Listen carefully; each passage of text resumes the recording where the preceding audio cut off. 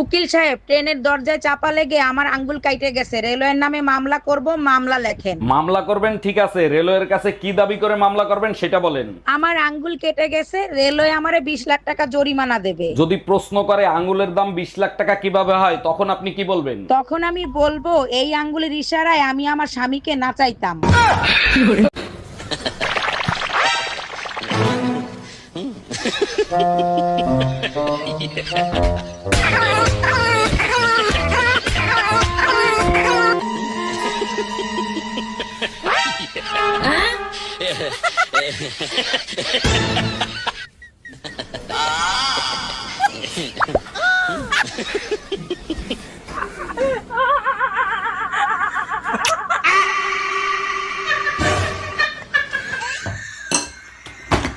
ও ভাবি, এবার পয়লা বৈশাখে ভাই তো আসলো না, বলেন তো আপনার সাথে পয়লা বৈশাখ আমি করি?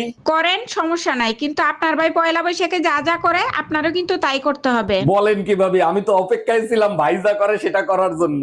আপনার ভাই সারাদিন ঘুরায়, তারপরে ডিনার করায়, তারপরে একটা আইফোন কিনে দেয়। বাবু বাবু, তোমার বান্ধবীরা আসতেছে। ধরো ধরো, এগুলো তাড়াতাড়ি আলমারির মধ্যে রাখো। কেন, তোমার বান্ধবীরা কি শোন নাকি? আরে না, ওদের জিনিসগুলো ওরা চিনি ফেলবে। এই আমি এখন ঘুমাবো, কেউ যদি আমারে খোঁজে তাহলে বলবো আমি বাসায় নাই। আচ্ছা ঠিক আছে, আর শোনো, আমি একটু পার্লারে যাব, আমাকে 200 টাকা দাও। আমার কাছে 20 খাওয়ার টাকা নাই, আর উনি এসে 200 টাকা নিতে। 20 খাওয়ার টাকা নাই? তাহলে তুমি এক কাজ করো, গলায় দড়ি দাও। কি ব্যাপার, কই গেছিলা? আর বইলো না, পাশের বাসার ভাই আর ভাবির তুমুল গ্যাঞ্জাম, ওইটা মিট করাই দিয়ে আসলাম। ওয়াও, সত্যি আমি তোমাকে নিয়ে না গর্ববোধ করি। Thank you. তা কি মিট করলা? কালকে তাদের তালাক। আজ 5 বছর পর আমার স্বামী বিদেশ থেকে ঘরে ফিরবে। লালি, আরে লালি, চোখ বেঁধে রেখেছো কেন? তুমি যেদিন থেকে বাইরে গেছো, আমি সেদিন থেকেই চোখ বন্ধ করে রেখেছি। তার মানে 5 বছর চোখ বন্ধ করে রেখেছো? কিন্তু কেন লালি? স্ত্রীর চোখ শুধু স্বামীকেই দেখার জন্য, এই চোখ দিয়ে অন্য পুরুষকে দেখাটা যে পাপ।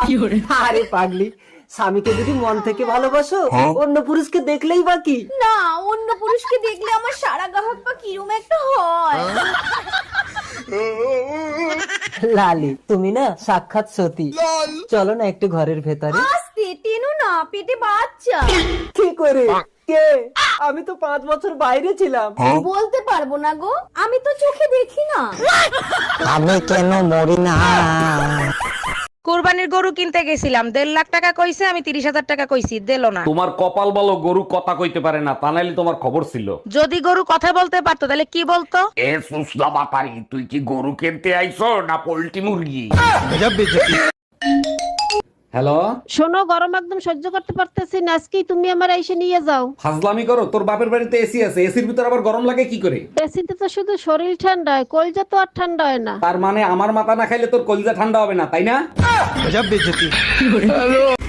বলছি, এইটা কি ঝুনঝুনি পোদ্দারের বাড়ি? না না, ঝুনঝুনি পদ্মার 3 বছর আগে এই বাড়িটা আমাকে বিক্রি করে দিয়ে তো চলে গেছে। সে তো এখন এখানে থাকেনি। কিন্তু ভাই তুমি কে? ঝুনঝুনি পোদ্দারের নামে একটা পার্সেল ছিল, পার্সেল দিতে আসছি আমি। আসলে আমার নামই ঝুনঝুনি পদ্মার। আসলে আমি ভাবছিলাম তুমি কিস্তিওয়ালা, লোনের টাকা আনতে আসছো।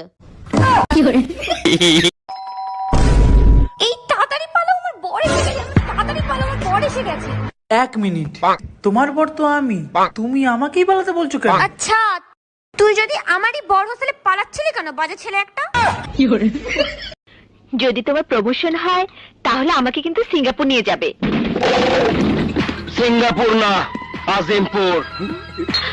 তখন দুইটারে একলগে আমি আজিমপুর পাঠায় দিব। এই আমার প্যান্টের পকেটে 20,000 টাকা ছিল, টাকা কি তুমি নিছো? আমারে কি তোমার চোর মনে হয়? আমি কেন তোমার টাকা নিব? টাকা তো তুই নিছিস, কিভাবে টাকা বের করতে হয় আমার জানা আছে। এই একা একা বিড়বিড় করে কি বলতিছো? বলতেছি শুটিং এর জন্য নকল টাকা আনছিলাম, এখন আবার নকল টাকা আনতে যাইতে হবে। কি ওগুলো নকল টাকা ছিল?